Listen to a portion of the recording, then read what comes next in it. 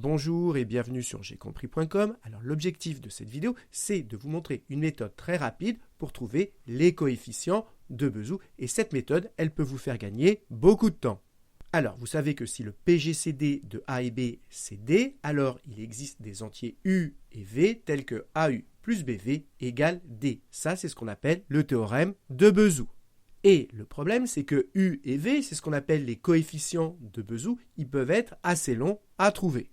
En général, pour trouver U et V, on applique l'algorithme d'Euclide et ensuite on le remonte pour trouver U et V, et ça, c'est assez long.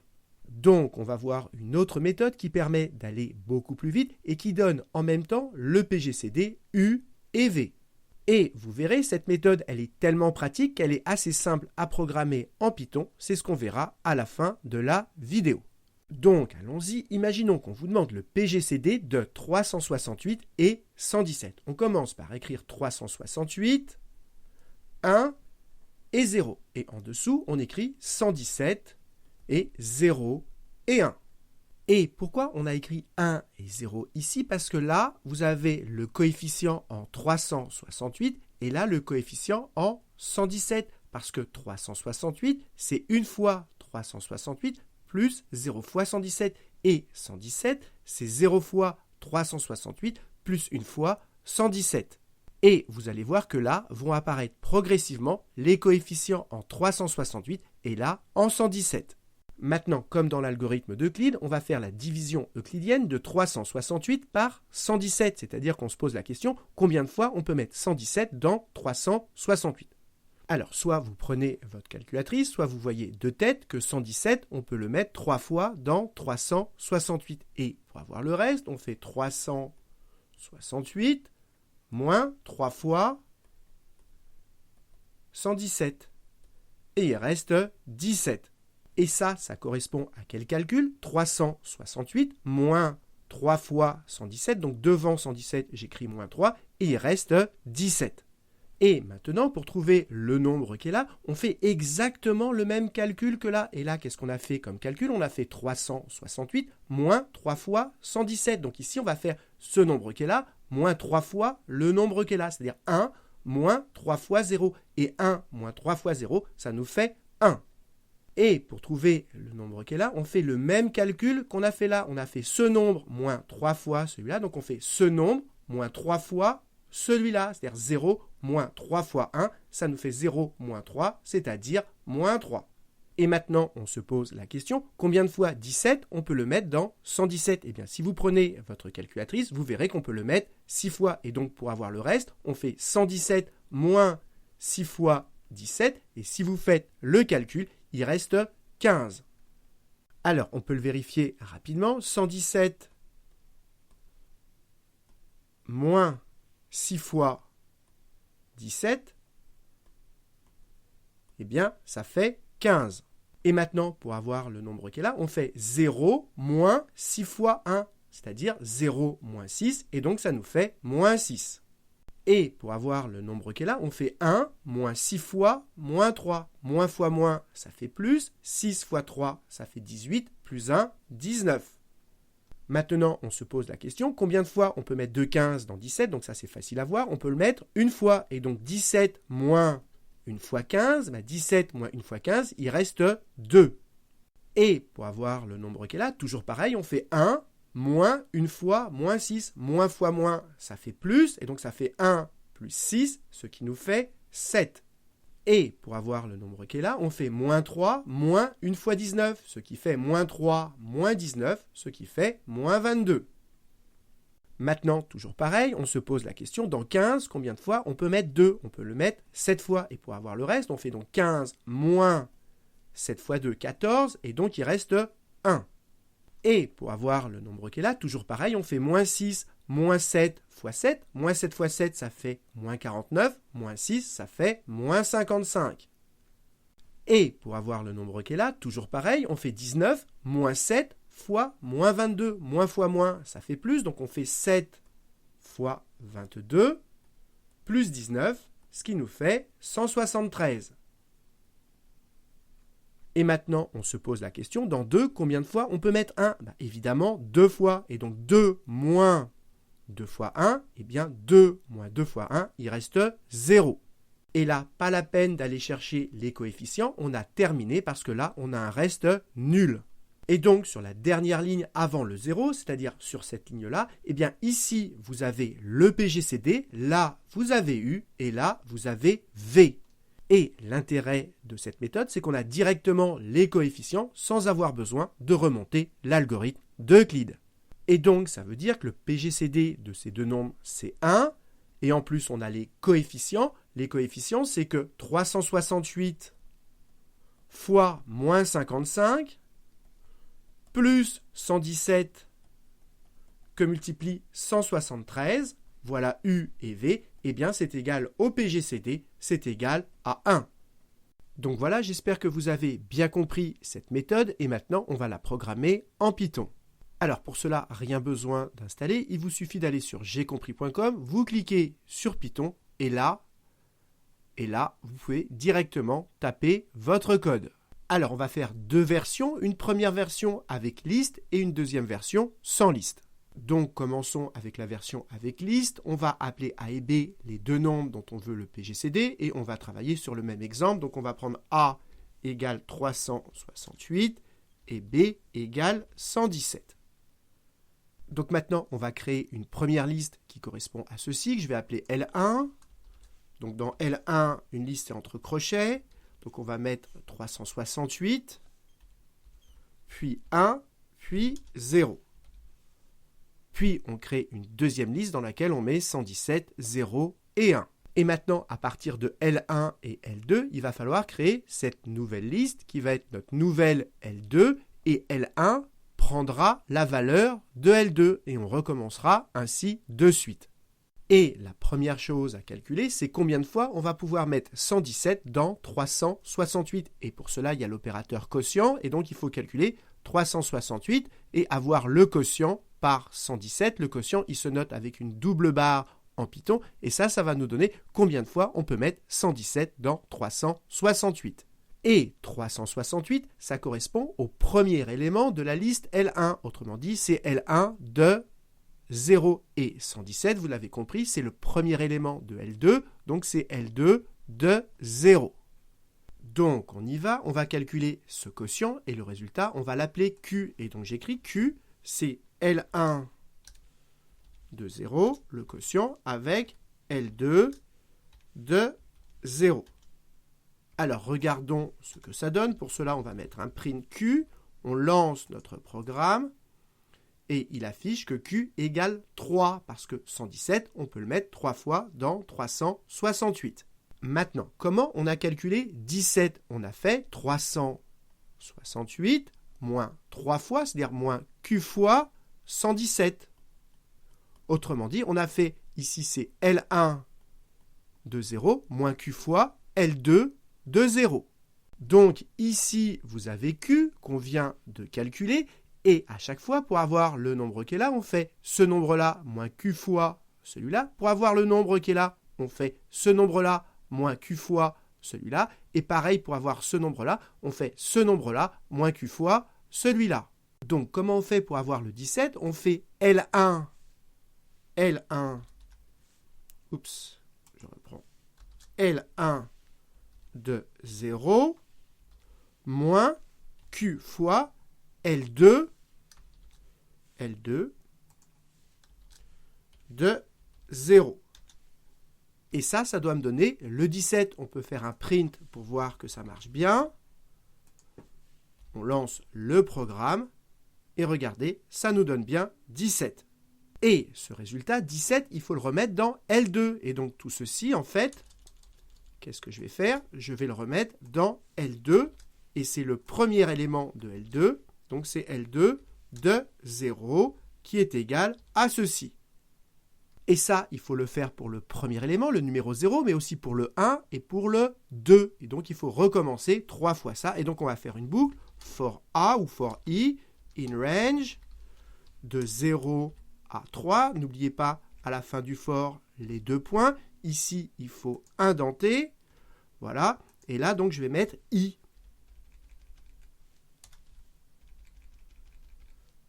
Et voilà. Et on peut vérifier que ça marche bien. À la sortie du for, on va faire un print, la nouvelle ligne L2. Donc on lance le programme et regardez ce qu'on obtient. On obtient bien 17, 1 et moins 3.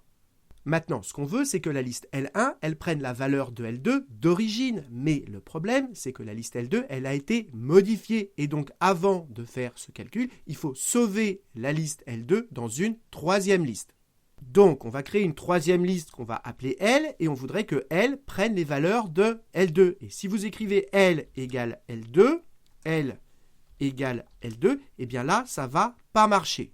Vous n'avez pas créé un double de L2, vous avez juste dit que L pointe au même endroit que L2. Si on veut créer un double, eh bien, il faut faire comme ceci. Par exemple, il y a plusieurs façons de faire, mais une façon simple, c'est de mettre des crochets, et entre les crochets, on met les 2 points. Et donc là, ça crée une nouvelle liste à partir de L2, en partant du début jusqu'à la fin. Donc, faites attention à cette subtilité. Quand on veut faire la copie d'une liste, si on écrit juste L égale L2, on ne fait pas le double d'une liste, on ne recrée pas une nouvelle liste, on dit juste que L pointe au même endroit que L2, elle pointe à la même adresse mémoire. Pour créer un double, eh bien, par exemple, on utilise la syntaxe que j'ai mise ici avec des crochets. Donc, maintenant qu'on a fait le calcul sur L2, c'est-à-dire qu'on a la nouvelle liste L2, ce qu'on veut maintenant, c'est que L1 prenne la valeur d'origine de L2, c'est-à-dire L. Et donc, on écrit L1 égale L. Ça veut dire que L1 pointe sur L qui contient la liste L2 avant d'avoir fait les calculs. Maintenant, vérifions que ça marche bien avec un print. On va faire print L1, virgule, L2 et regardons ce que ça donne. Et regardez, ici, vous avez L1 qui correspond bien à la liste L2 avant les calculs et L2 correspond bien à la nouvelle liste. Et maintenant, il n'y a plus qu'à répéter le processus jusqu'à atteindre 0. Et le 0 ici, il correspond à quoi? Il correspond à L2 et c'est son premier élément, donc c'est L2 de 0. Donc on va répéter tant que ceci n'est pas égal à 0. Donc ici, pour répéter, je mets un while. While tant que L2 de 0 n'est pas égal à 0, on va répéter tout ceci. Alors, n'oubliez pas à la fin du while les 2 points et pensez à indenter les instructions que vous allez répéter. Alors maintenant, essayons notre programme. Donc je lance et voilà ce qu'on obtient. Et regardez, c'est exactement ce qu'on a obtenu à la main. Et nous, ce qui nous intéresse, c'est la dernière ligne avant le 0, c'est-à-dire cette ligne-là. Et donc si ici c'est L2, là c'est L1. Donc c'est L1, c'est la dernière L1 qui nous intéresse. Donc maintenant, on va encapsuler l'ensemble dans une fonction. Donc on va faire def. La fonction, on va l'appeler par exemple Bezoo. Voilà. Bezoo. Les paramètres, ça va être A et B. On n'oublie pas les 2 points. Et il faut indenter tout ce qui est dans la fonction. Et donc, à la sortie du while, c'est-à-dire aligné sur le while, eh bien, on renvoie return L1. Et voilà, on a terminé. Et dernière chose, j'allais oublier, ici, c'est plus 368 et 117, mais c'est A et B. Et ici, on enlève A et B. Donc maintenant, on va tester notre fonction. On fait un print et on va appeler notre fonction Bezoo avec 368 et 117. Donc, on lance. Voilà. Et qu'est-ce qu'on obtient? Regardez exactement ce qu'on veut. Ici, on a le PGCD. Ici, on a U et là, V. Alors maintenant, la question qu'on peut se poser, c'est que pour le moment, le premier entier est plus grand que le deuxième. Qu'est-ce qui se passe si c'est l'inverse? Qu'est-ce qui se passe si on permute? Lançons le programme et regardons ce qui se passe. Eh bien, ça donne un bon résultat. Donc maintenant, essayons de comprendre pourquoi ça marche correctement. Alors, si on met 117, d'abord, on se pose la question, dans 117, combien de fois on peut mettre 368? Eh bien, 0 fois. Et donc, on fait 117 moins 0 fois 368. Eh bien, ça fait 117. Et pareil ici, comme le quotient, c'est 0. 1 moins 0 fois 0, ça fait 1. Et 0 moins 0 fois 1, ça fait 0. Et regardez dans quelle situation on se retrouve, exactement comme tout à l'heure, avec 117 après. Et donc ensuite, l'algorithme se déroule normalement. Et donc, il n'y a aucun problème à ce que le premier entier soit plus grand ou plus petit que le second. Maintenant, on peut se poser la question, qu'est-ce qui se passe si on travaille avec des entiers négatifs? On lance le programme et regardez ce qu'on obtient. Ici, on a un PGCD négatif, mais le PGCD, il doit être toujours positif. Et donc là, il y a quelque chose à changer. Alors d'abord, qu'est-ce que ça veut dire? Ça veut dire que moins 1, eh bien, c'est égal à 55 fois 368 plus 173 fois moins 117. C'est ce que j'ai écrit ici. Et vous pouvez vérifier avec votre calculatrice, c'est bien une égalité vraie. Et comme nous, on veut un PGCD positif, eh bien, il suffit de multiplier par moins 1. Et donc, si on multiplie par moins 1, ici, ça fait plus. Le moins 1, on va le mettre ici. Et le moins 1, on va le mettre devant le moins 173. Et ça ne change pas l'égalité, elle est toujours vraie, sauf que maintenant, on a un PGCD positif. Et donc, à la sortie du while, donc aligné avec le while, il faut rajouter un si, if, le nombre qu'on a ici, qui est le PGCD, s'il est négatif, et c'est quoi ce nombre? C'est le premier élément de L1. Donc, si L1 de 0 eh bien, est négatif, il faudra multiplier les coefficients, les trois coefficients, par moins 1. Donc voilà, c'est ce que j'ai écrit ici. Maintenant, testons notre programme et regardez ce qu'il nous envoie. Il nous envoie bien 1, cette fois-ci moins 55 et moins 173. Cette fois-ci, le résultat est correct. Donc voilà, on a terminé la première version avec des listes et maintenant on va faire une deuxième version sans liste. Ça sera l'occasion de revoir les t-uples et l'affectation simultanée. Alors déjà, il faut bien comprendre la chose suivante. Si par exemple, on a deux variables A et B qui valent 2 et 3 et qu'on veut permuter leurs valeurs. Si on écrit B égale A, puis A égale B pour permuter leurs valeurs, regardez si j'affiche ce qui va se passer. Regardez si on lance. Eh bien, les deux variables maintenant valent 2 et 2. On s'est trompé, ça n'a pas permuté les valeurs. Pourquoi? Parce qu'à cette ligne-là, B égale A, donc A vaut 2, donc B va valoir 2, mais on voudrait que A soit égal à B, mais la valeur d'origine, mais comme maintenant B a changé, B vaut 2, eh bien A va prendre la valeur 2. Or nous, ce qu'on voulait, c'est pas que A prenne la nouvelle valeur de B, mais que A prenne la valeur d'origine. Et donc, une solution pour permuter ces deux variables, c'est de sauver la valeur de B dans une variable, dans une troisième variable. Donc, dans une troisième variable C, on va mettre B. Et une fois qu'on a modifié le B, eh bien A, pour lui faire avoir la valeur d'origine de B, on met A égale C. Donc, regardez, ici, je commence par sauver la valeur de B dans une variable C. Et à la fin, une fois que j'ai modifié B, eh bien je mets A égale C. Et maintenant, regardons ce qui se passe. Eh bien, regardez, 2 et 3 ont été bien inversés. Donc, vous voyez que pour permuter le contenu de deux variables, c'est assez compliqué. Il faut utiliser une troisième variable. Mais en Python, il y a une technique très pratique, c'est d'utiliser les t-uples. Et les t-uples, l'intérêt, c'est que l'affectation, elle est simultanée. Et donc, regardez comment ça marche. C'est beaucoup plus élégant. On écrit tout simplement que A, B égale B, A. Et regardez, ça va bien permuter. Regardez, A maintenant contient 3. Et B contient 2, les deux variables, les contenus ont été permutés. Et donc, ce qu'il faut comprendre, c'est que A va prendre la valeur de B, que B va prendre la valeur de A, et cette affectation simultanée, c'est Python qui va entièrement la gérer pour vous. Et c'est cette affectation simultanée qu'on va utiliser maintenant pour faire la deuxième version du programme. Donc, je vous ai remis le programme, et maintenant, on ne va plus utiliser des listes. Ce nombre-là, c'est A, celui-ci, je vais l'appeler XA, et là, YA.